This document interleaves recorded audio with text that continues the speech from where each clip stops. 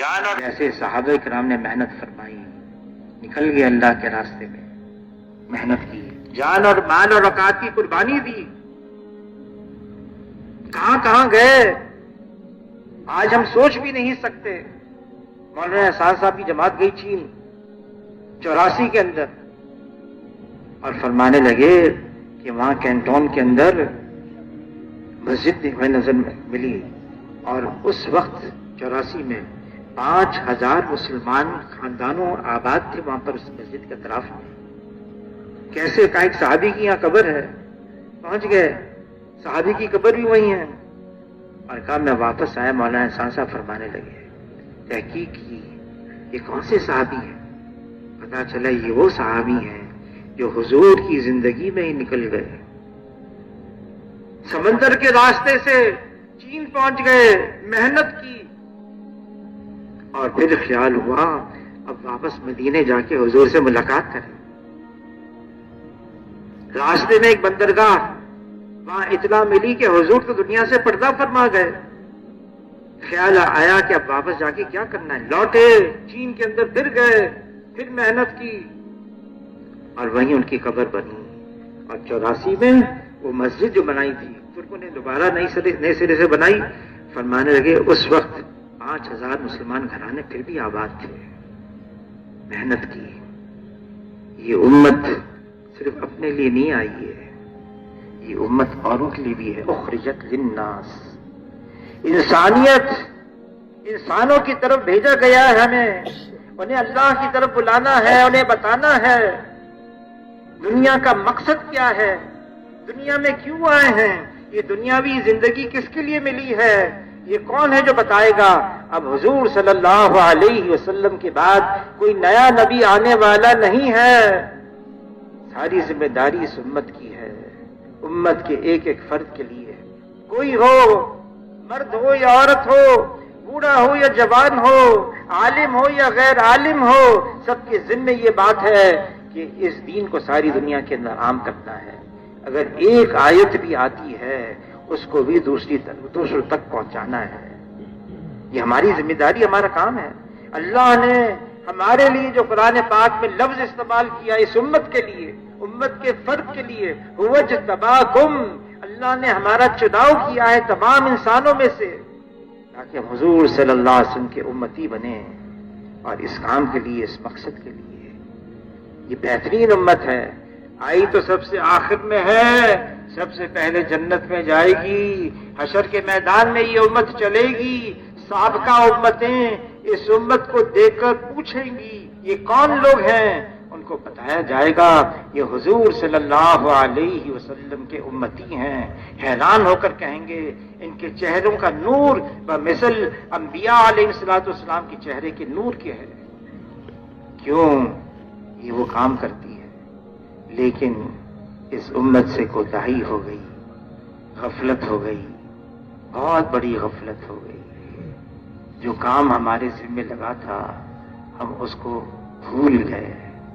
اس پر تو سب سے پہلے ہم استغفار کریں، اللہ سے معافی مانگیں۔ اے اللہ، ہم سے واقعی کوتاہی ہوئی، جس کام کے لیے ہمیں بھیجا گیا تھا ہم نے دنیا کو سب کچھ سمجھ لیا۔ ٹھیک ہے، یہاں کی ضروریات ہیں، یہاں کے تقاضے ہیں، لیکن دنیا کی مشغولی، دنیا کی مصروفیت، دنیا کا انہماک اس نے دھوکے میں ڈال دیا ہے۔ ہم دنیا کے لیے نہیں آئے، یہ دنیا تو ہمارے لیے بنی گئی تھی لیکن ہمیں بنایا آخرت کے لیے۔ الدنیا خلقت لکم وانکم خلقتم للآخرہ، دنیا ہمارے لیے، ہم آخرت کے لیے۔ اس کے لیے جیسے صحابہ کرام نکل گئے اللہ کے راستے میں، جان اور مال اور اوقات کی قربانی دی، ایسی ہمیں بھی جانا ہے، مال کی بھی، جان کی بھی قربانی۔ یہ عجیب بات ہے، مال بھی کہیں اور لگ رہا ہے، جان بھی کہیں اور لگ رہی ہے، اور ہم اس دھوکے میں پڑے ہوئے ہیں۔ ہم مسلمان ہیں، اللہ نے ہمارے مال کو اور جان کو جنت کے بدلے میں خرید کیا ہے۔ اب یہ مال ہمارا نہیں، یہ جان ہماری نہیں، یہ اللہ کی دی ہوئی امانت ہے، اس کو دین کے لیے استعمال کرنا ہے اور دین پر لگانا ہے۔ صحابہ کرام نے کیسے لگایا؟ ابھی ہم ترکی گئے تھے، استنبول کے اندر صحابی کی قبر ابو ایوب انصاری رضی اللہ تعالی، تحقیق ہوئی کب آئی ہے؟ اوہو کس زمانے میں آئے جب راستوں کا بھی پتہ نہیں، نہ سامان سفر کچھ، نہ راستوں کا کچھ پتہ، اور سواریاں بھی ایسی نہیں ہیں، اور راستے میں موت کا بھی وقت آ گیا۔ جب انتقال ہونے لگا ابو ایوب انصاری رضی اللہ عنہ، 90 سال سے زیادہ عمر ان کی، تو وصیت کی جہاں میری موت آئے وہاں مجھے دفنانا نہیں، بلکہ جہاں تک میری لاش کو لے جا سکو، میری میت کو جہاں تک لے جا سکو وہاں تک لے جانا۔ کیوں؟ تاکہ حشر کے میدان میں اللہ کے سامنے کہہ سکوں اے اللہ زندہ تھا تیرے راستے میں پھرتا رہا، موت آ گئی تو میری لاش بھی تیرے راستے میں پھرتی رہی۔ اور وہ وہاں پر ترکی میں ان کی قبر ہے استنبول کے اندر، نکل گئے۔ اور کون ہے یہ ابو ایوب انصاری رضی اللہ تعالیٰ عنہ؟ میزبان رسول ہیں، مدینے کے رہنے والے ہیں، انصار مدینہ میں سے ہیں۔ قبر کہاں ہے؟ ترکی استنبول کے اندر۔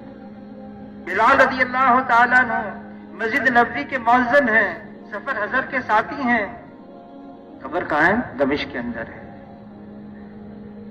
نکل گئے، پھیل گئے، اور ایسی امت کی گاڑی کو دھکا لگایا کہ اب تک یہ گاڑی چل رہی ہے۔ یہ صحابہ اکرام کی محنت کا نتیجہ ہے۔ وہ تو نکل گئے، ہمارے لیے آسانی ہے۔ شیخ الحدیث مولانا زکریا صاحب رحمۃ اللہ علیہ نے لکھا ہے اگر اس وقت کی یہ امت کا یہ حصہ صحابہ اکرام کا صرف 10واں حصہ کر، 10واں بس، اللہ ہمارے ساتھ وہ معاملہ کریں جو اللہ نے صحابہ اکرام کے ساتھ کیا، صرف 10واں حصہ کرنا۔ نکل گئے جان دینے کے لیے، ہم 4 مہینے کے لیے، 40 دن کے لیے، کچھ اوقات کے لیے اللہ کے راستے میں۔ اب یہ جو کراچی کا اجتماع بھی آ رہا ہے، یہ کراچی کا اجتماع یہ ہے اسی لیے اپنی محنت کو بڑھانے کے لیے۔ ہمیں جو حضرات نے ہدف دیا ہے 4000 جماعتیں دینی ہیں، 30 جماعتیں ملکوں کے لیے، 30 جماعتیں اندرون سال کے لیے، یہ سارا اہداف اس لیے ہے ہم اپنی محنت کو بڑھائیں، روزانہ کی محنت۔ اور پھر جب سے یہ اجتماع تاریخ طے ہوئی ہے، جب سے ہمیں جماعتیں نکالنی ہیں، یہ نکالنا بہت ضروری ہے جماعتوں کو۔ مولانا الیاس صاحب رحمۃ اللہ علیہ کے پاس ایک بہت بڑے عالم آئے، آپ نے جو تبلیغ کا کام شروع کیا ہے نا، میں بھی اس کو سیکھنا چاہتا ہوں۔ تو مولانا الیاس صاحب رحمۃ اللہ علیہ فرمانے لگے یہ تبلیغ کا کام سیکھنا کوئی مشکل نہیں ہے، دیکھو سامنے وہ جو قاری جی حافظ جی بیٹھے نا، ان کے پاس جاؤ، ان کو 3 دن کے لیے جماعت میں نکلنے کے لیے تیار کرو۔ وہ گئے، دیکھا وہ جو حافظ جی تھے نا وہ تو نابینا ہے، لیکن پہنچ گئے ان کے پاس، کیا حضرت جی فرما رہے ہیں آپ کو 3 دن کے لیے جماعت میں جانا ہے؟ کہا حضرت جی فرما رہے ہیں؟ ہاں، کہ میں تیار ہوں۔ واپس آئے، کہا حضرت وہ تو تیار ہو گئے 3 دن کے لیے۔ دیکھا تبلیغ سیکھ لیا آپ نے؟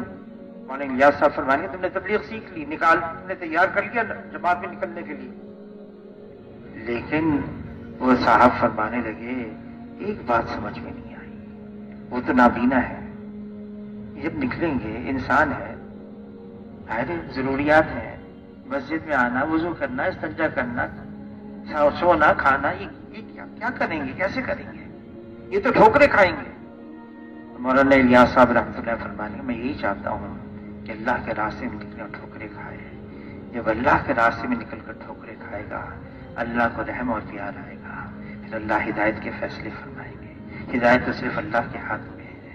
جب ہدایت کے لیے یہ ٹھوکریں کھائے گا، پھر اللہ ہدایت کو عام فرمائیں گے۔